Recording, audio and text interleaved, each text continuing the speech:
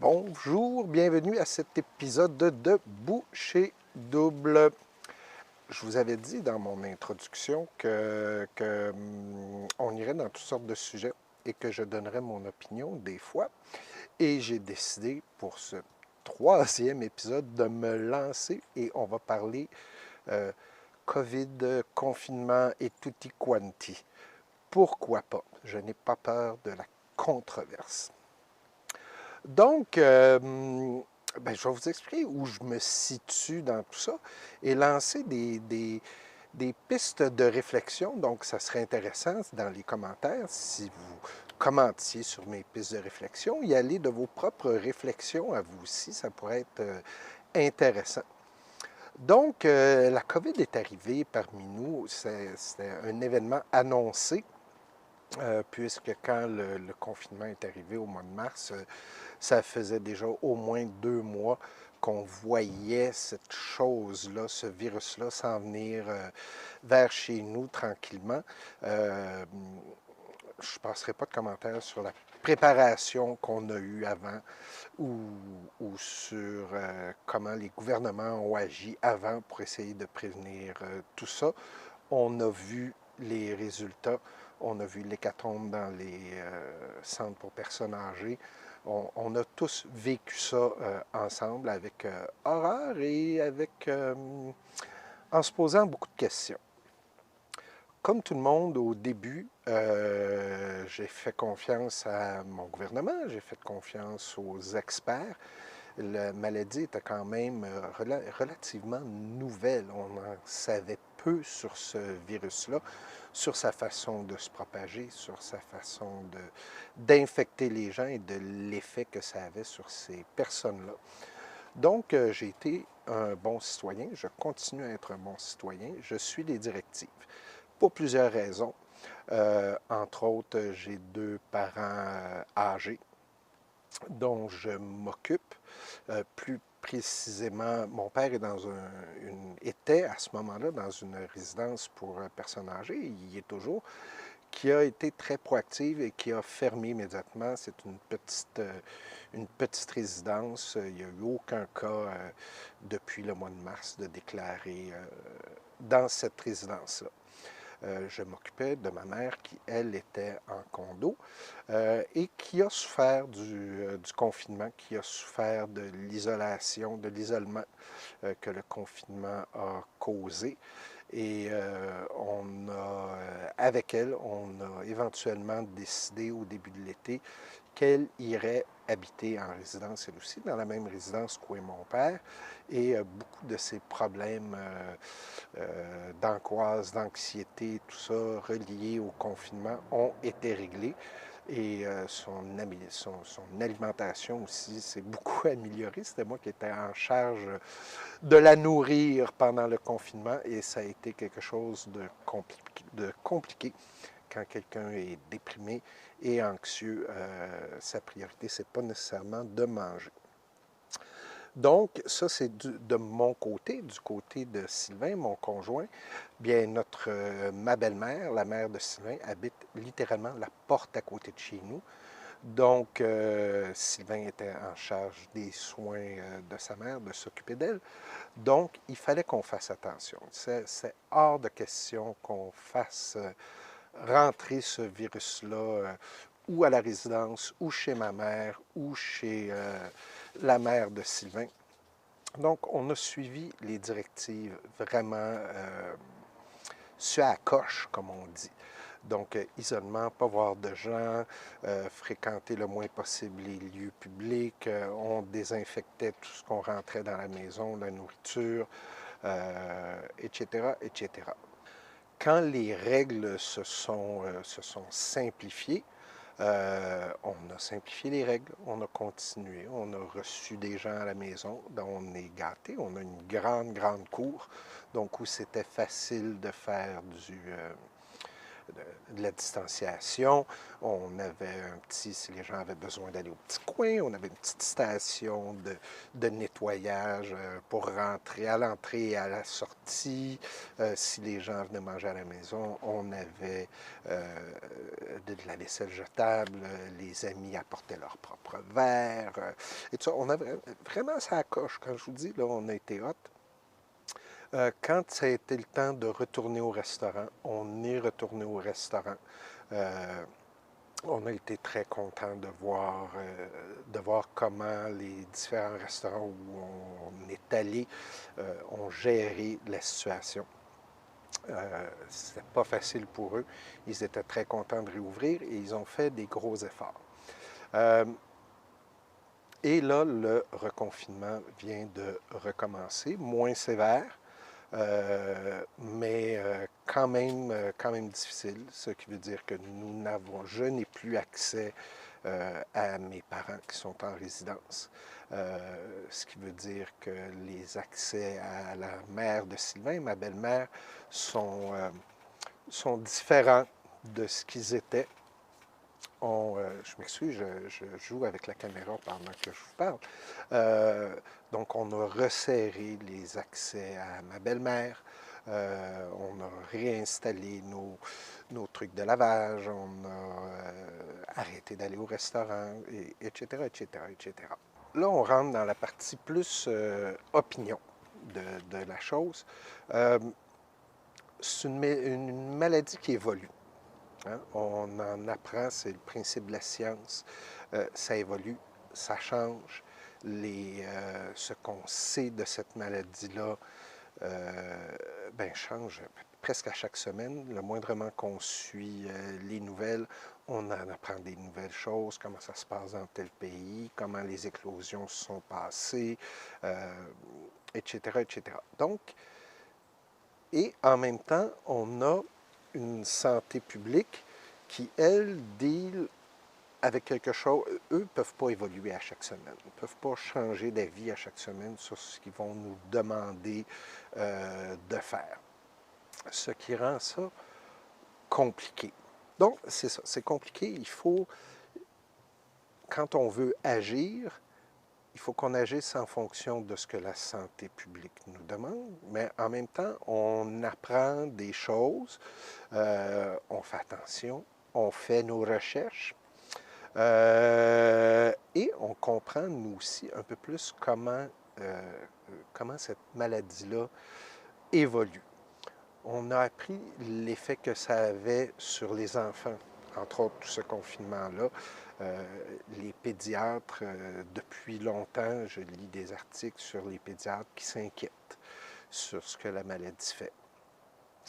En même temps, j'entends beaucoup de commentaires sur ouais, mais c'est juste les vieux, c'est juste les obèses, puis les gens qui ont des préconditions, puis tout ça. Bien, toutes ces personnes-là ne seraient pas mortes s'il n'y avait pas eu le COVID, ou seraient mortes beaucoup plus tard. Alors, il y a un petit peu un terme que j'ai appris, il y a un peu d'eugénisme dans ça. Les forts vont survivre, les faibles vont mourir, puis c'est comme ça, on ne peut rien y faire. Ben oui, on peut y faire quelque chose. Et c'est pas juste le rôle du gouvernement de faire quelque chose pour ça, c'est aussi notre rôle de faire quelque chose pour ça. Mais devant toutes ces directives-là qu'on reçoit, qui nous semblent contradictoires, pourquoi les restaurants ferment, pourquoi les gyms restent ouverts, pourquoi les cinémas et les théâtres, où est-ce que vraiment sont des endroits que je considère où est-ce qu'il y a très peu de risques et qui sont très bons pour notre morale et pour notre santé mentale, pourquoi ces endroits-là ferment? Quand un Costco, où est-ce que tout le monde sont tous pognés ensemble, et ces endroits-là restent ouverts. Je comprends le principe qu'il faut se nourrir. Je comprends très bien, mais il y a quand même un illogisme là. Les centres d'achat sont ouverts à la grandeur. Je comprends le principe qu'il faut que l'économie roule, puis tout ça. Avec tout ça, qu'est-ce qu'on fait avec une maladie qu'on en apprend toujours plus, avec une maladie dont on connaît, on commence à savoir quels sont les effets après qu'on l'ait eu aussi. Chez les gens, des problèmes de cœur, des problèmes de reins, des problèmes avec les poumons, etc., etc. On apprend toutes ces choses-là. Je pense que c'est nous qui avons la solution. Nous, individuellement, par rapport au gouvernement et aux directives. Je prends les directives comme une espèce de grand tableau, puis après ça, on y va. Tu sais, c'est un petit peu comme quand on est piéton, là, je ne le dirai pas fort, mais quand on est piéton, là, puis qu'on arrive à une lumière rouge, puis qu'on voit qu'il n'y a pas de trafic à gauche, puis à droite, puis en est, puis à l'ouest, puis au nord, puis au sud, souvent on va la traverser, la rue, parce qu'on sait qu'il n'y a aucun danger. Alors, je pense qu'on peut agir de cette façon-là. Je pense en ce moment qu'avec ce confinement moins sévère que ce qu'on a eu, mais à mon avis, quand même, où est-ce qu'il y a beaucoup d'illogisme, je pense que le gouvernement fait un petit peu fausse route. On va redonner beaucoup d'argent aux entreprises pour passer à travers cette partie-là du confinement. On va redonner beaucoup d'argent pour trouver toutes sortes de solutions. Selon moi, et pour ne pas faire de l'eugénisme, justement, je pense que cet argent-là devrait être utilisé pour bien protéger ceux qui ont besoin d'être protégés. Les personnes immunosupprimées, les personnes âgées, et pas juste celles qui sont en résidence ou en CHSLD, les personnes âgées, les personnes âgées qui sont chez elles et qui doivent, eux, vraiment faire un confinement plus sévère. Comment on fait pour les aider, ces personnes-là? Bien, je pense qu'il y a peut-être de l'argent qui va être donné à des entreprises qui ont dû refermer à cause du confinement, que cet argent-là aurait peut-être été mieux utilisé pour aider ces personnes-là qui n'ont vraiment pas le choix de se confiner. Est-ce que ça veut dire que je crois que tout le restant de nous autres qui n'ont pas... Ceci étant dit, je pourrais avoir une précondition. Là. Je suis obèse, j'ai 56 ans, je ne suis plus une petite jeunesse, je ne suis pas la personne la plus en forme et qui fait le plus attention à son alimentation.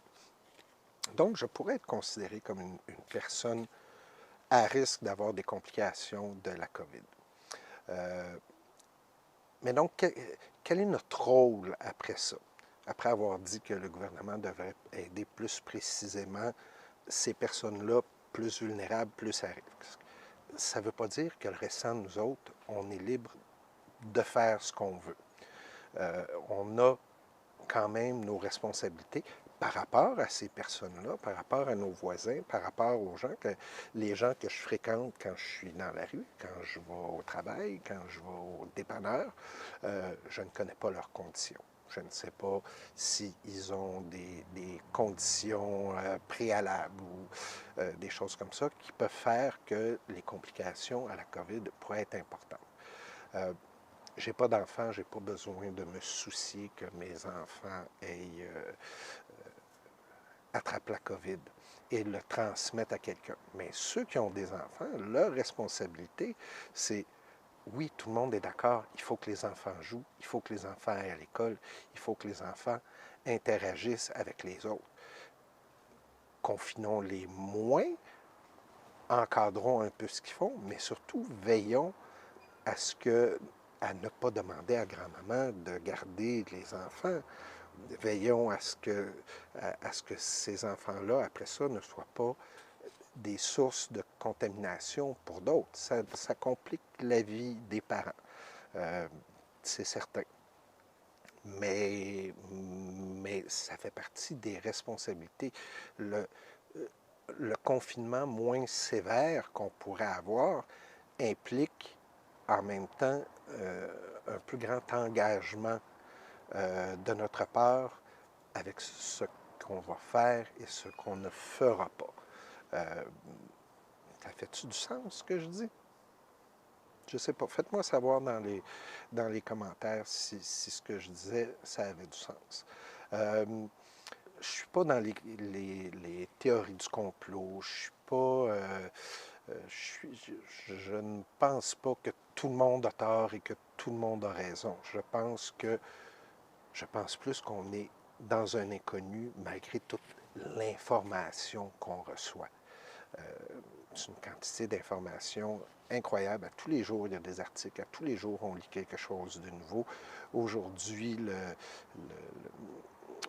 le truc mondial de la santé là, déclare que finalement, le confinement, c'était pas une si bonne idée que ça. On sait qu'il y a des problèmes de drogue qui ont augmenté depuis le confinement. On sait qu'il y a des problèmes de dépression qui ont augmenté avec le confinement. On, on sait toutes ces choses-là.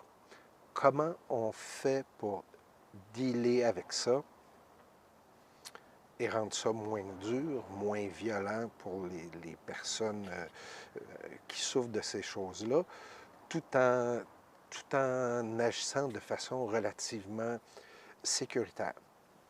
Je n'ai pas la solution. Je n'ai pas la solution, mais c'est des questions qui sont importantes à poser. Et la solution n'est pas toute d'un bord de on abandonne tout le confinement et on fait comme si de rien n'était et laissons les vieux, les gros, les infirmes, etc., mourir puis l'attraper. Et de l'autre côté, être aussi sévère que nous le sommes. Il y a un problème du côté des directives qu'on reçoit du gouvernement qui ne sont pas claires parce qu'en bout de ligne, c'est ça qui nous affecte le plus. C'est ce que le gouvernement va nous dire. La cote d'amour n'est pas aussi élevée qu'elle l'était au début. M. Arruda n'est plus la superstar aimée de tous qui nous fait manger des tartelettes portugaises qui a déjà été. Pourquoi? Parce que le message commence à être confus. Parce que oui, depuis le mois de mars, on commence tous à être tannés. Et peut-être que lui aussi commence à être tanné. On serait tanné à moins que ça. Mais on a l'impression qu'ils sont plus détachés de tout ça qu'ils ne l'étaient au début. On est week-end d'Action de grâce, on n'a rien fait d'Action de grâce. Je ne fais jamais rien d'Action de grâce. De toute façon, ce n'est pas une fête à laquelle je crois ou j'adhère. Mais voilà, on est devant beaucoup d'inconnus et je pense que la solution, c'est nous se rendre compte de la responsabilité qu'on a envers les autres et se rendre compte, essayer d'avoir l'information la plus claire sur ce que c'est. Donc moi, ce que je vous dis, c'est, selon moi, le confinement total et dur, comme on a déjà connu, n'est pas la solution, mais la responsabilisation de tous et chacun, là, on a un début de solution pour essayer de régler cette chose-là. Je ne veux pas l'avoir, moi, la COVID. Je ne veux pas que ce virus-là me touche pour les raisons que je vous ai dit. Je suis obèse, je mange mal. Je fais un petit peu de sport quand même. Je fais du vélo. Mais pour toutes ces raisons-là, je ne sais pas ce que ça va me faire. Pour toutes ces raisons-là, parce qu'il faut que je m'occupe de ma belle-mère, qu'il faut que je m'occupe de mes parents, je ne veux pas l'avoir. Je ne veux pas prendre la chance de leur transmettre. Donc, je me responsabilise. Je décide, comme le soir, quand on est sur un coin de rue, à la lumière rouge, à pied, pas en voiture, mais qu'il n'y a rien, aucune voiture au loin, de près, à gauche, à droite, en haut, en bas, quand je décide de traverser la rue. C'est comme ça que moi, je vais agir pour ce qui reste de cette pandémie-là.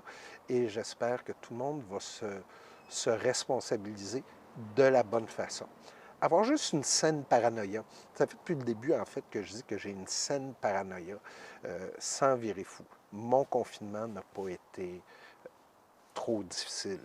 Je suis entouré, je suis avec mon amoureux, on a des amis qui respectent nos limites. et on respecte les leurs. Donc, j'ai pas eu à me chicaner sur la distanciation, j'ai pas eu à me chicaner sur je te fais pas de câlin. Il n'y a personne qui m'est arrivé. Ouais, voyons donc, j'ai pas eu à dealer avec ça. Donc, je me considère très chanceux d'être entouré comme ça. Mais responsabilisons-nous. J'ai l'impression de vous avoir dit toutes sortes d'affaires contradictoires en rétrospect, en essayant de réécouter tout ce que je viens de vous dire. Et en même temps, je pense que j'ai été clair. Qu'est-ce que vous en pensez? Laissez un commentaire en bas de la vidéo et dites-moi ce que vous en pensez. Dites-moi c'est quoi, vous, votre solution. Quelle solution vous voyez? Euh, Ça va être bien intéressant à lire. Donc, merci d'avoir écouté ça. Si vous avez aimé ça, ben, cliquez j'aime, cliquez abonnez-vous à la chaîne YouTube de Boucher Double, ma chaîne, et ben, revenez, soyez présents pour la prochaine. Quand vous vous abonnez, là, vous allez être avisé automatiquement qu'il y a une nouvelle vidéo qui sort. Fait que j'espère avoir un sujet un peu plus léger la prochaine fois que la COVID, mais je pensais que c'était un sujet important. Et comme c'est le troisième épisode, ben, je trouvais que ça annonçait un peu peut-être ce de quoi le futur sera pour Boucher Double. Merci, à bientôt.